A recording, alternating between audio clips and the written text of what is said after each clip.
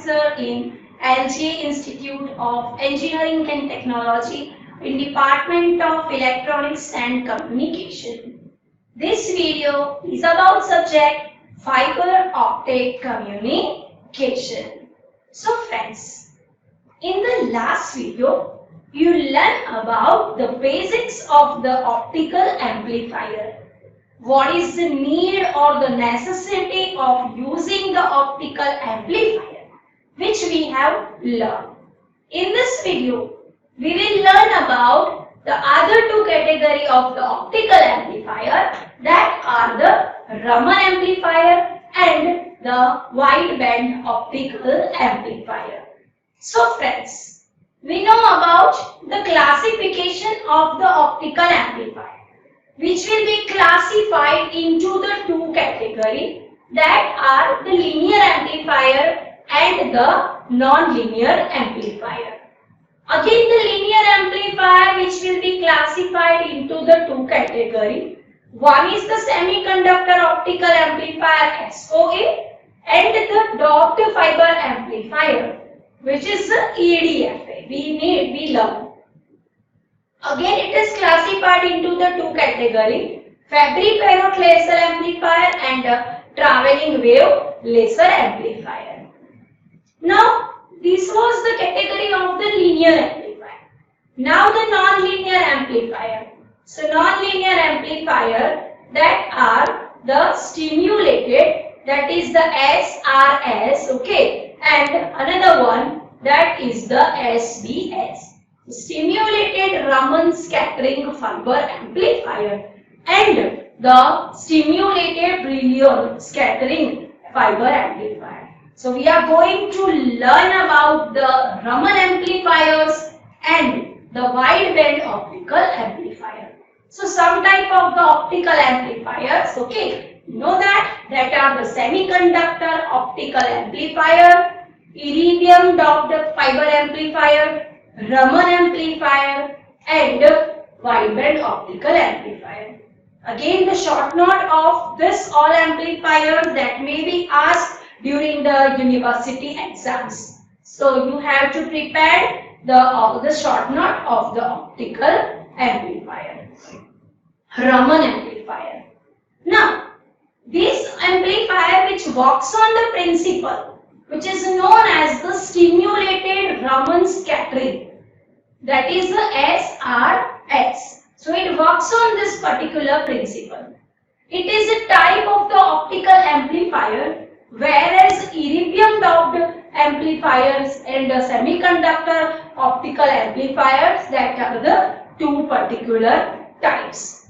So the history behind the Raman amplifier, that is, in the year 1971, the Stoller et al. Experimentally observed the stimulated Raman emission in a single mode optical amplifier.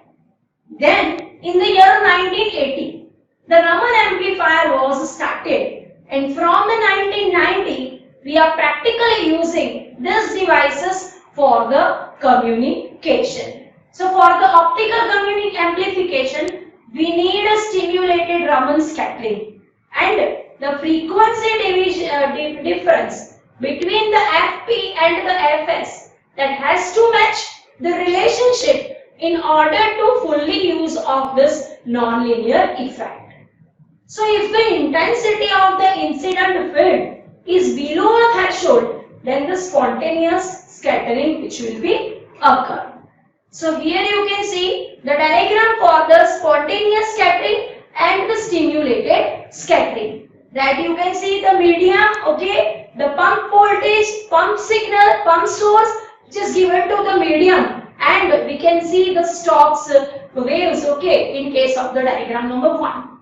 In the second medium, again you can see that the pump source which is given to the medium, another signal is there for the medium, and we can the Stokes waves as well as the pump output we can have as the output of this. So when an atom is in a ground state and it absorbs the photon having a particular energy level, but when the atoms which falls back from the excited state to the ground state it emits the photons having the different energy. So due to the difference in the energy levels, the vibration of the optical cables that takes place, and the SRS effect occurs whenever there is an interaction between the optical energy field and the vibration mode of the cable. There are two types of the Raman amplifier. One is the distributed Raman amplifier and another one is the lumped Raman amplifier. In the distributed Raman amplifier, the pump wavelength and the signal wavelength, they are multiplexed in the optical cable. Here the transmission fiber, which is used as the gain medium. In the lumped Raman amplifier, the interaction between the signal and the pump level, that is increased by using the non-linear fiber having the small core. So the gain in the amplification is called the Raman gain, and it depends on the factors like the fiber length, fiber attenuation and the core diameter.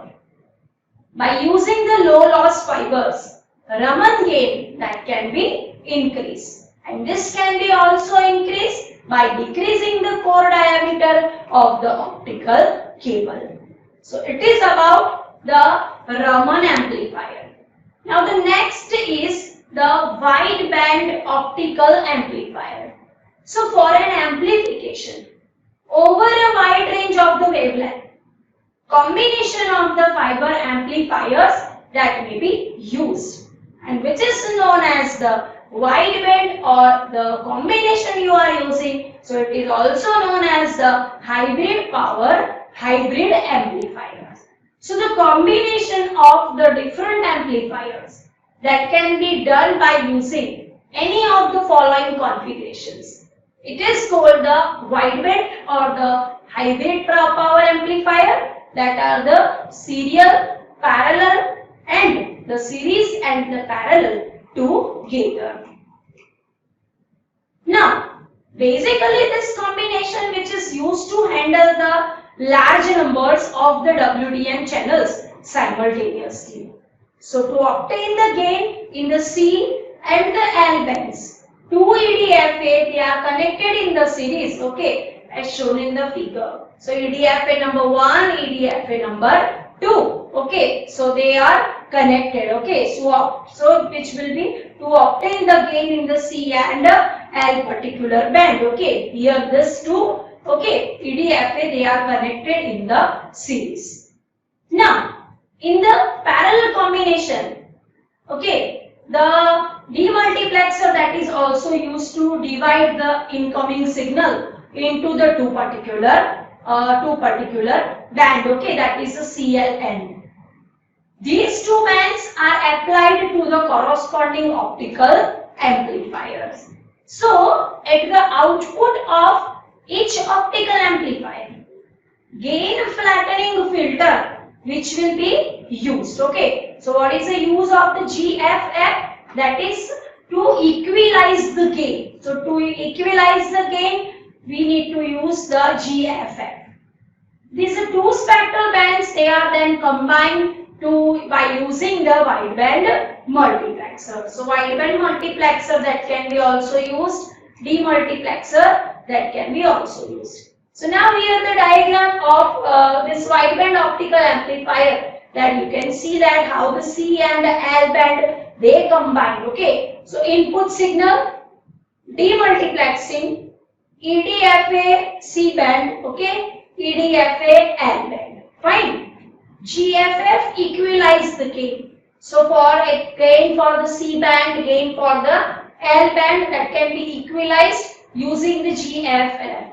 And the multiplexer which will multiplex this two outcome of the C band as well as the L band. So this way the wideband optical amplifiers, in that we can use this kind of the functionalities. So it is required to use both the series and the parallel combination that together, and such kind of the hybrid combinations that can be always used, okay, that is for combining the wideband optical amplifier. So this way the four kind of the amplifiers which we have learned, okay, and according to the particular need, okay, we can go for the use of the optical amplifier for amplifying the optical signal. So as we know that the undersea transmission, okay, that has been done in case of the optical amplifiers, and as we know that the length that is again the very high, so there may be a chance, okay, that the signal that can be weaker at some end. So that particular weak signals that always we need to amplify. Okay, so that is why the weak signals to be amplified by the usage of the optical amplifier. So this kind of the optical amplifier, okay, that can be also removed, okay, the difficulties of conversion of the optical signal into the electrical form or the electrical signal into the optical form. So these all the necessities, okay, that all the problems that can be overcome by the use of the optical amplifiers. So that is why the optical amplifier, that is the good point to discuss in case of the optical communication. So friends, this is regarding the optical amplifiers, okay, we have discussed. So thank you very much everyone. In the next video we will see the various advancement in case of the optical technology. So thank you very much everyone.